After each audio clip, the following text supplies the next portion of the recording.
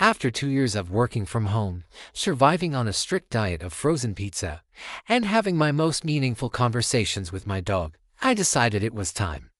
Time to rejoin society. So, I did what any self-respecting, slightly lonely Canadian in his 30s does. I downloaded a dating app. And that's where I found her. Her name was Sophie. Her profile picture showed a bright, genuine smile.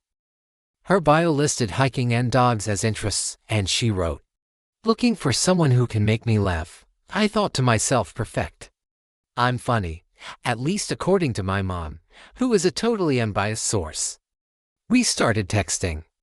For a few days we exchanged messages, and I quickly discovered she was smart, had a killer sarcastic wit, and most importantly did immediately and match me after I sent her a picture of my culinary masterpiece, mac and cheese with a generous swirl of ketchup. It felt like a sign. So, we set a date. Saturday evening, 7 p.m., at a cozy little restaurant downtown.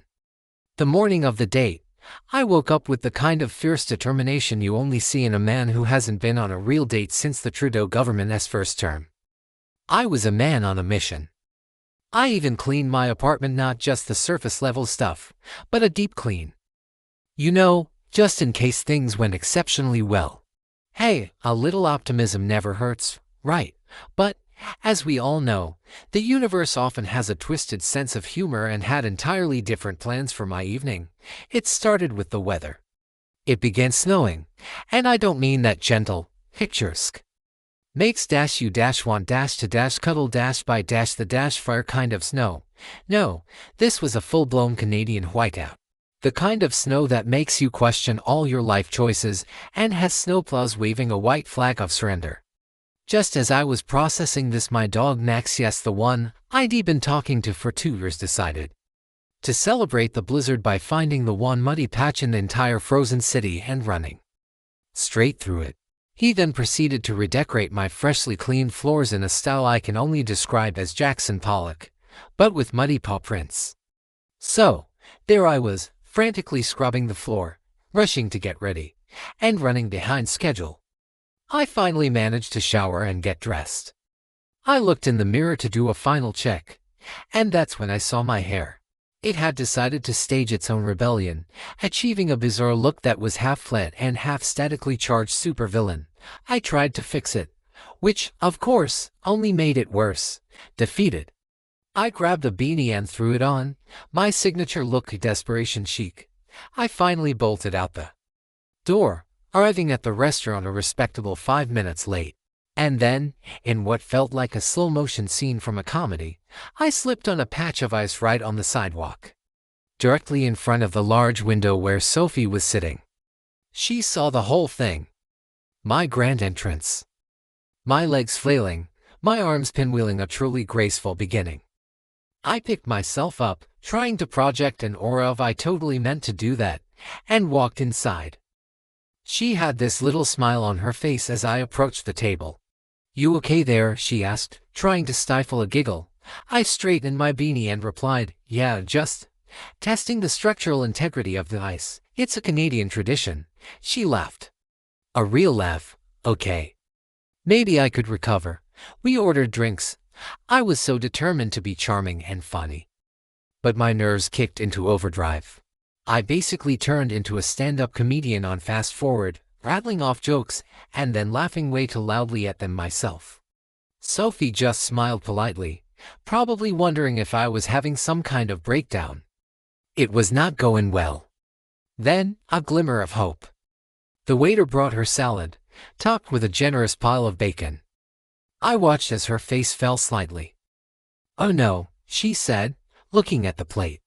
"I'm a vegetarian." This was my moment to be the hero. To save the day.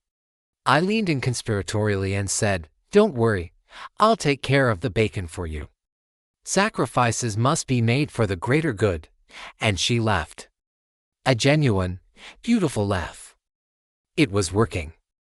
I was finally being funny on purpose. Riding this wave of confidence, I went to take a triumphant sip of my water, and promptly knocked the entire glass over. It went cascading across the table, directly into her lap. Silence. I froze. She froze. The entire restaurant seemed to freeze. My life flashed before my eyes. This was it. The end of the date. And then, something amazing happened. She started laughing. Not a polite little titter, but a real, can't breathe, tears in her eyes belly laugh. She grabbed a handful of napkins, dabbing at her jeans. "Well," she said between giggles, "at least it's just water. You're not the first guy to spill something on me on a date." I stared at her, completely stunned. "Wow," I managed to say. That's both incredibly comforting and slightly concerning. That moment broke all the tension. After the great water spill of our first date, the awkwardness just melted away. We ended up talking for hours. We talked about everything: our jobs, our lives, our collection of terrible date stories. We bonded over weird Canadian habits, like apologizing to chairs when you bump into them. By the time dessert arrived, it honestly felt like I'd known her for years. When the bill came, we both instinctively reached for it. She looked at me and said, "You got dinner. I'll get coffee next time, next time." Those were the magic words. The two words I had been hoping to hear all night. We stepped outside. The snowstorm had calmed down, and soft, gentle flakes were now falling. It was almost romantic. We walked for a few blocks, still laughing about the series of mishaps that had defined our evening. Just as I was about to say goodbye, feeling like I might have actually pulled this off, a random dog, completely out of nowhere, ran past us and decided to jump up on me, covering my clean jacket in a fresh layer of wet, gray slush. Sophie just burst out laughing again, even harder this time. I looked down at my slush-covered coat, sighed dramatically, and said, "I swear dogs have a secret group chat where they just plan ways to mess with me." She smiled, her eyes sparkling under the streetlights. "Good thing I like dogs," she said. We hugged goodbye. She turned and walked away, and I just stood there on the snowy sidewalk, covered in mud and slush, smiling like an absolute idiot. Maybe everything that could have gone wrong did go wrong. But maybe, just maybe, that's exactly why it all felt so perfectly right. Thanks for sticking around for my story. If you've ever had a date go completely off the rails, let me know in the comments below. And if you want to hear more about my questionable life choices, be sure to hit that like button and subscribe. See you next time.